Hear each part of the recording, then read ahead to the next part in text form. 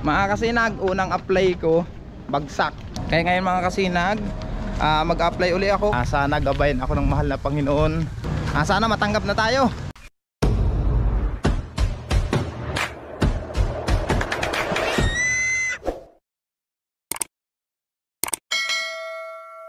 Yo, what's up mga kasinag? Good morning. Mag-apply tayo ng trabaho ngayon mga kasinag.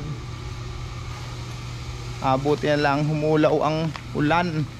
Kaninang umaga napakalakas ng ulan, pero ngayon mga kasinag, makulimlim pa rin pero hindi na nag-uulan. Nasa sentro na si Bagwis mga kasinag. Panibagong pagsubok naman ang susungin ko. Sa mga pagkakataon na ito, mag-apply tayo mga kasinag. Sana gabayan ako ng mahal na Panginoon sa lakad kong ito. Sana maging successful.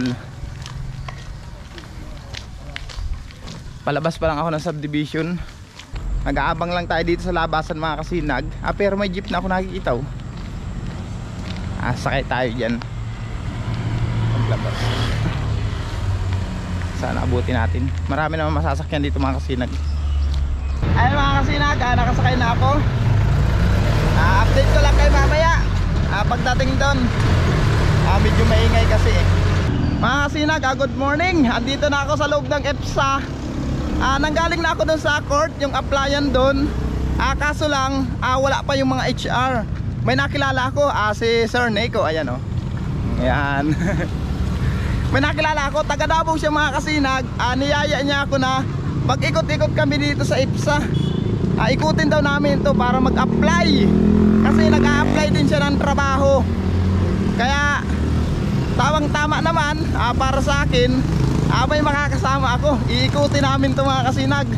Makakuha lang kami ng trabaho. Sa mga nagtatanong pala ng mga viewers ko na kung bakit umalis ako doon sa amin, nandito ako para mag-apply ng trabaho. Naipaliwanag ko na yun mga kasinag sa mga dati kong vlog. Sa mga hindi pa nakakaalam, buwaba kasi mga kasinag ang aking income sa pagbablog. Gawa lang nung nawala ang si Bagwis, marami na rin hindi nanonood ng aking vlog. Hindi na sumasapat ang income ko sa araw-araw sa mga gastusin. Kaya ngayon mga kasinag, panibagong pagsubok ang haharapin ko dito. Mga kasinag, unang apply ko bagsak sa Academy Toy Company. Kaya ngayon mga kasinag, mag-apply uli ako. Kasama ko uli yung kasama ko kanina. Pares kami hindi na-apply parehas hindi kami nakapasok. Tapos yan, may sasama pa sa akin. Bad news. Okay lang yan mga kasinag. Hindi para sa akin tong company na ito. Hahanap naman kami. Yung mga kasama ko, kaway-kaway naman kayo dyan. Sama tayo sa vlog dyan. Nico. Ang pangalan mo? CJ. Yan. Bagong viewers. Mga kasinag, ang dami namin. Mga hindi rin nakapasa. Kaya ngayon mag-walk-in kami. May napasahan naman kami dun sa kabilang company. Ngayon dito may papasahan naman kami. Nakakaalam, ito si Idol. Ayan, nakakaalam. Papasahan natin. Sana matanggap na tayo. Naikot na yata namin mga kasinag ang kalahati ng EPSA. Mga kasinag, anong oras na? Magtatanghali na. Napagod na rin kami kalalakad.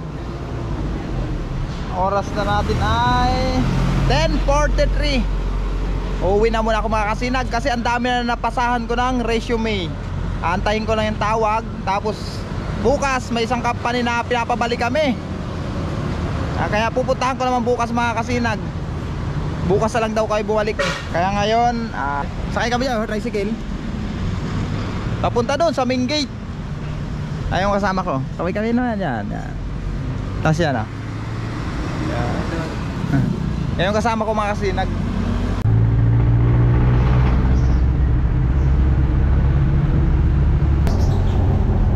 Okay.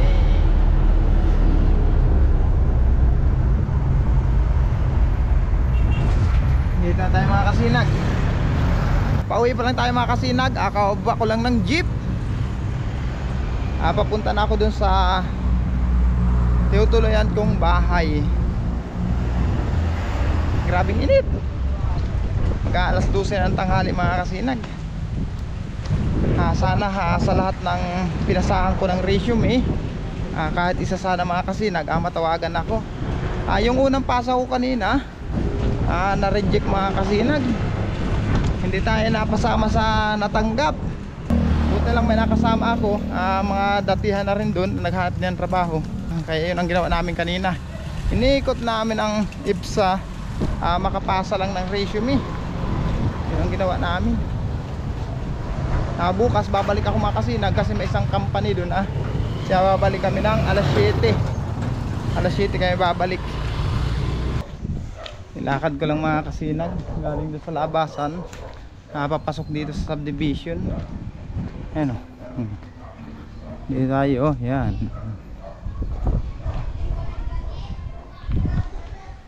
Nandito na tayo mga kasinag. Saglit lang. Dito na agad tayo. Bili tayong yelo.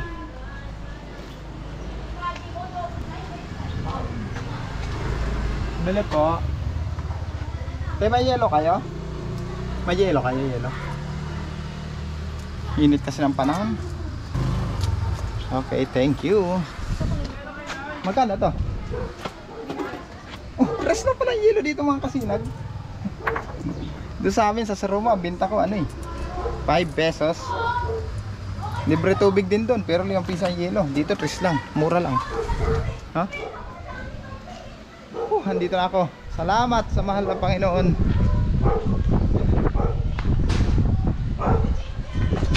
Andito kayong pamangkin ko, B-boy.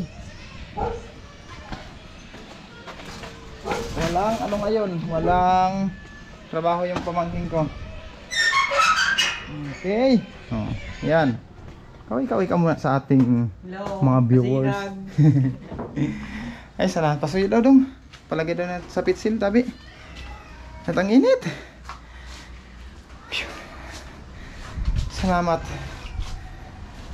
Pagod ako magparalakad mga kasinag. Kasi nilakad talaga namin yung IPSA para makapagpasa lang ako ng resume para matanggap tayo sa trabaho. Sa mga nagtatanong palan na mga viewers ko kung bakit umalis ako sa Roma, kasi nga mga kasinag, hindi na kasi sumasapat mga kasinag yung income ko sa vlog. Kinakapos na ako kasi 3 ba naman yung anak ko, lahat nag-eskwela. Hindi sumasapat sa pang-araw-araw namin mga gastusin. Yung alaga pa namin baboy, at sa pagkain lang nun 2,000 every week ang kinakain nun. Yung iba pa naming mga bills kagaya ng kuryente, yung mga ganyang bayarin, hindi talaga sasapat mga kasinag kasi bumaba na po ang income ko sa YouTube. Kaya ito po ang dahilan mga kasinag, sa pagluwas ko dito sa Cavite, sa paghanap ko ng trabaho. Ngayon nga naghanap tayo ng trabaho, hindi pa good news, bad news pa. Kasi yung unang pinasahan ko, pinili lang nila yung matatanggap nila. Ang background ko kasi doon, 3 company lang kasi ang background ko sa IPSA mga kasinag, 2 6 months na trabaho ko, tapos isang 1 year. Tapos yung nag-ibang bansa naman ako, inilagay ko rin doon, pero hindi qualified ako mga kasinag may sila, may hinahanap talaga sila. Kaya yan ang mga kasinag ang nangyari. Kaya kung bakit po ako nandito sa Cavite, yan ang dahilan mga kasinag. Sa mga viewers ko na nagtatanong, pasensya na po kayo ha. Salamat pa rin at hanggang ngayon andyan pa rin kayo sumusuporta, matangkilik ng ating YouTube channel. Mga kasinag, hanggang dito lang muna. Magpapahinga muna ako at kakapagod talaga. Sa muli, maraming salamat mga kasinag. Bye bye.